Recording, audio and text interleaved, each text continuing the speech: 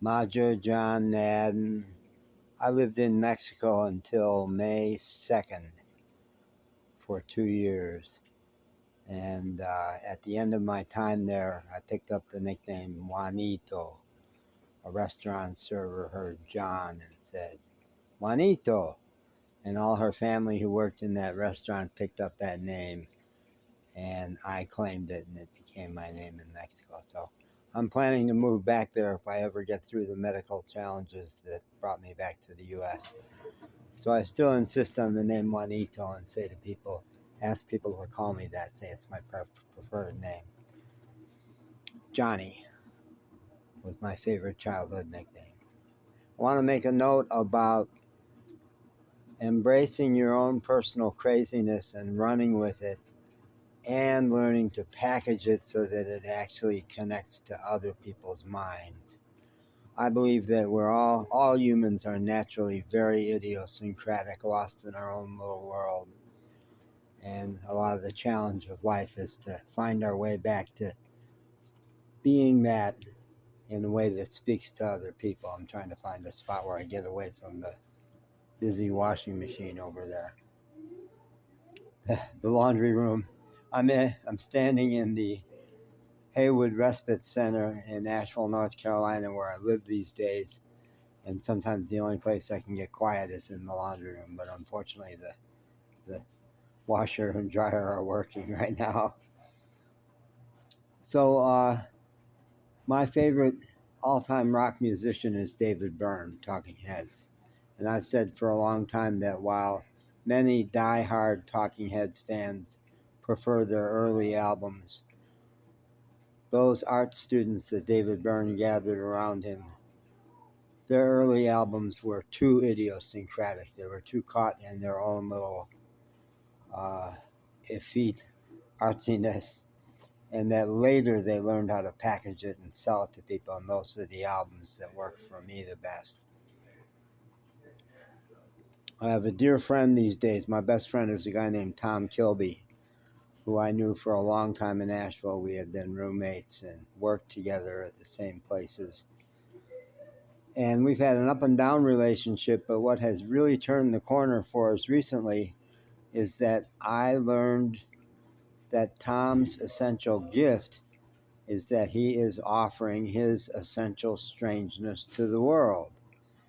And while I used to find that offensive sometimes, like, why doesn't he do better things with his hair, which is so crazy?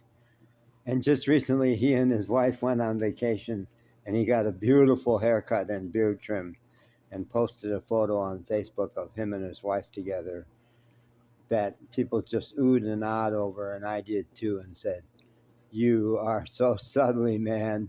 Joy, don't let other girls see this photo."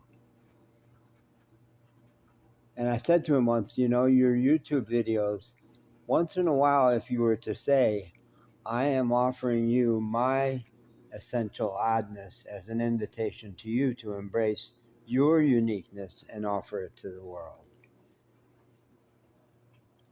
Yesterday, I was having a conversation with one of my housemates here at the Respite Center, and we were talking about bands we liked and concerts we had seen.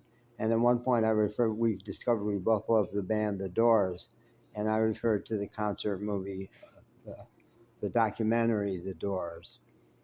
And he made a kind of a random association to the movie It's a Mad, Mad, Mad, Mad World, because it featured so many great comics. And I thought, God, I saw that movie in high school.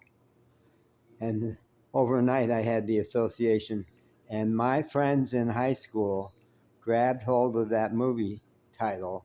My last name is Madden, and they started calling me Mad, Mad, Mad, Mad, Madden. Then today I associated to college, where in my fraternity, which was, I think, a genuinely very creative fraternity, interesting, smart, working class guys in Chicago at Loyola. But we would fuck with the minds of the pledge class in all kinds of, I think, not sadistic, but really interesting and fun and creative ways. And I was a psychology major and was taking abnormal psychology. And the way I fucked with my pledge, I was his pledge father. Phil Hollister, I think was his name, and he was from my own suburb, Brookfield. We knew each other from there.